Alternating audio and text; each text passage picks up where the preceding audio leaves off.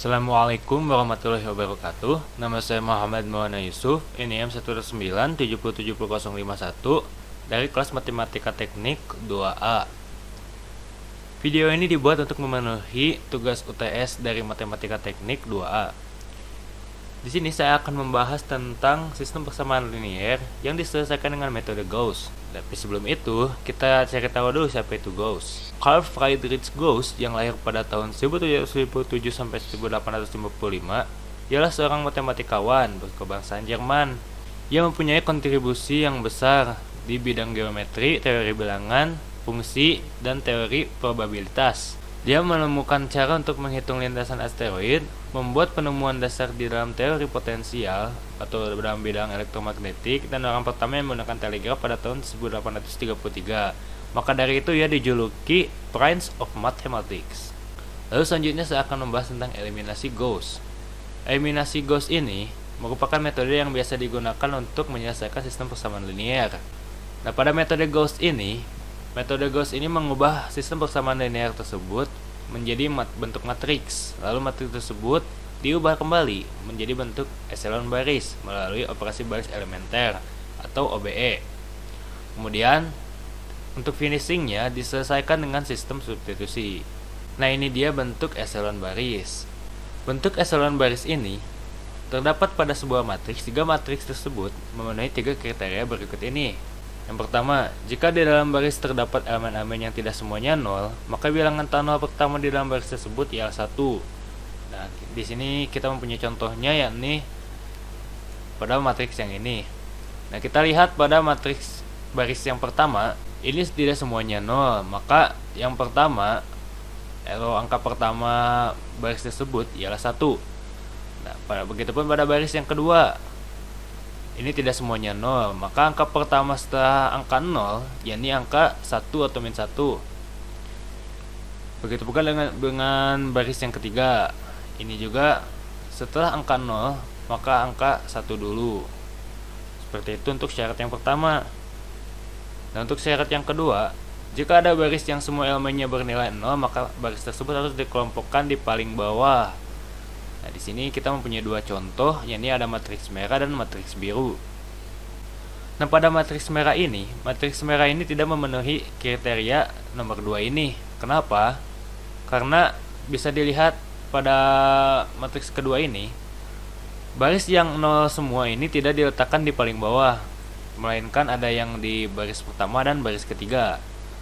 Jika ingin matriks merah ini memenuhi syarat, maka baris ke pertama dan kedua ini harus ditukar seperti ini.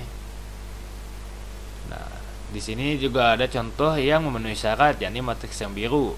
Kenapa matriks yang biru memenuhi syarat? Karena semua elemen pada baris yang bernilai 0 ini diletakkan di paling bawah.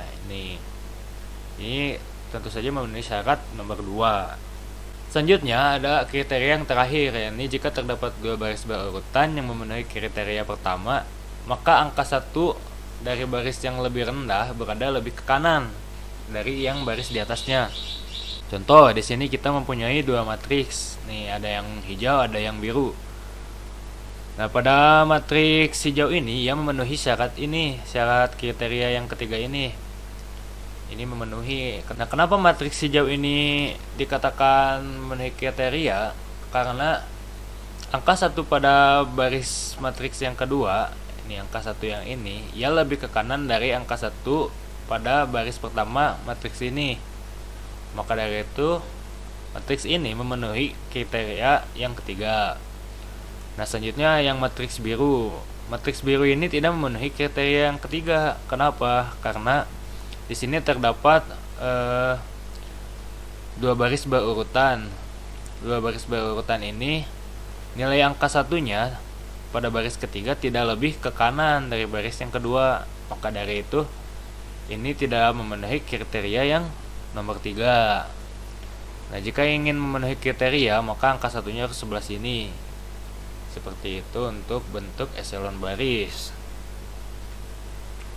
Nah, ini ya contoh yang tadi. Nah, setelah memahami ketiga kriteria tersebut, di sini ada contoh matriks yang memenuhi semua kriterianya. Langsung saja kita lanjut ke contoh soal.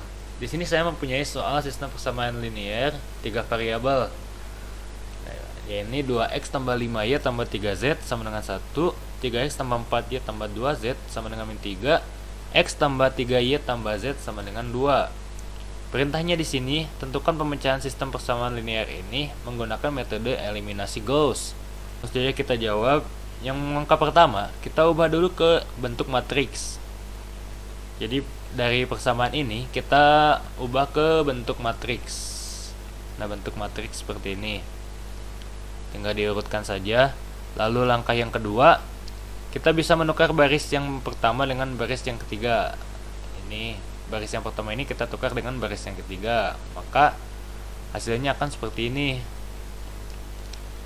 Nah, jika sudah, kita akan menyederhanakan bentuk baris yang kedua dan baris yang ketiga. Ini baris yang kedua dan baris yang ketiga dengan operasi min 3 R1 tambah R2.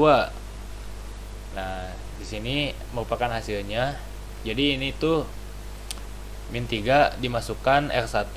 R1-nya itu yakni 1. Min 3 dikali 1 3. 3 ditambah R2.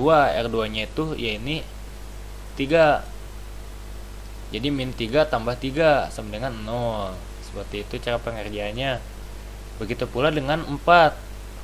Min 3 dikali R1. R1-nya 3. Berarti min 9. Min 9 ditambah 4. Jadi min 5. Begitu seterusnya sampai ke kanan.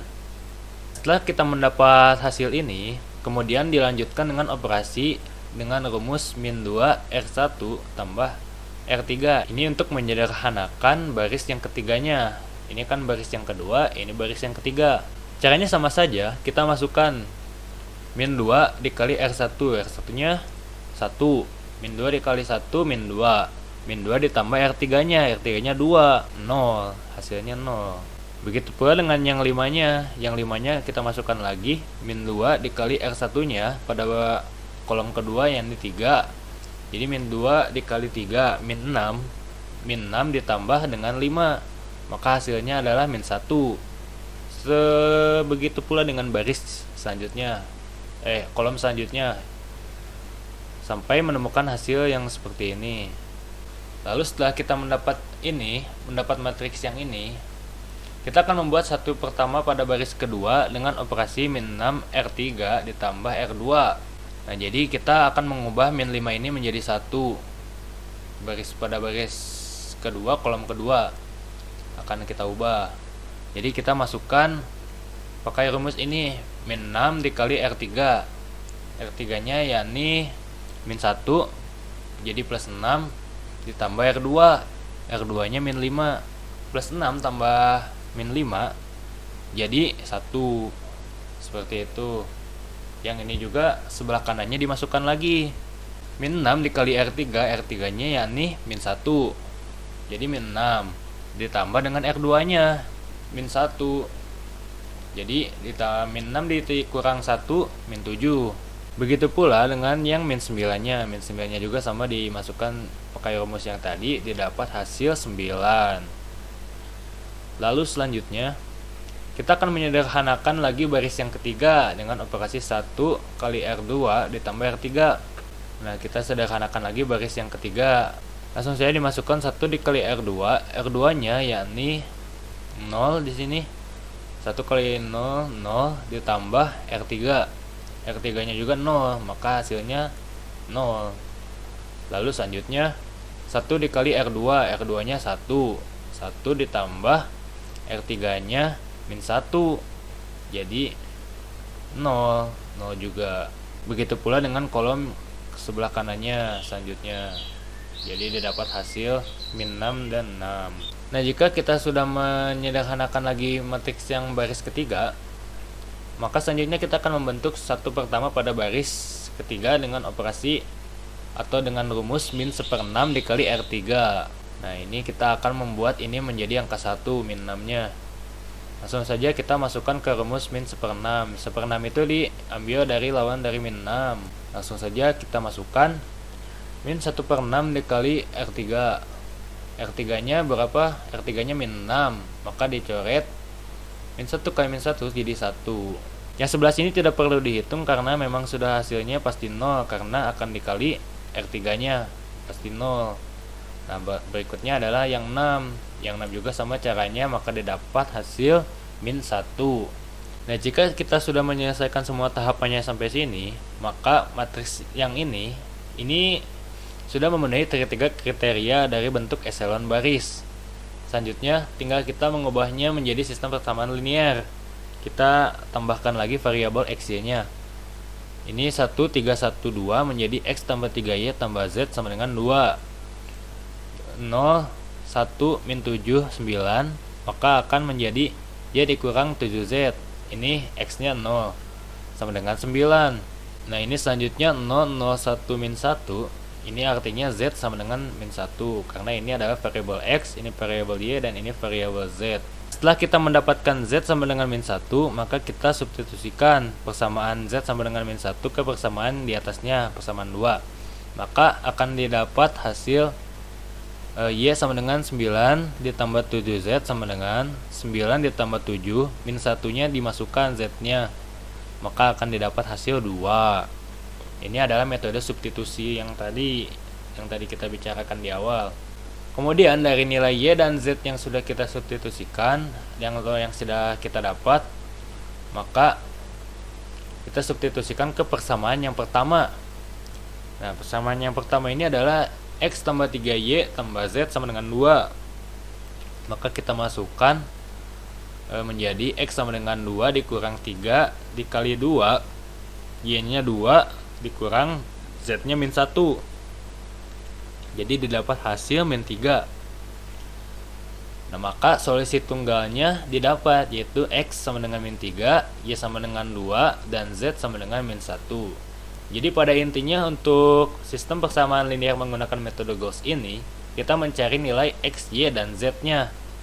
Nah, jika sudah mendapat nilai x, y, dan z-nya, maka itu disebut dengan solusi. Itu adalah solusinya. Kebetulan di sini solusi tunggal. Nah, ini dia hasilnya. Baik, sekian saja penjelasan singkat saya mengenai sistem persamaan linear menggunakan metode eliminasi Gauss. Jika ada kekurangannya mohon maaf. Terima kasih sudah menonton. Wassalamualaikum warahmatullahi wabarakatuh.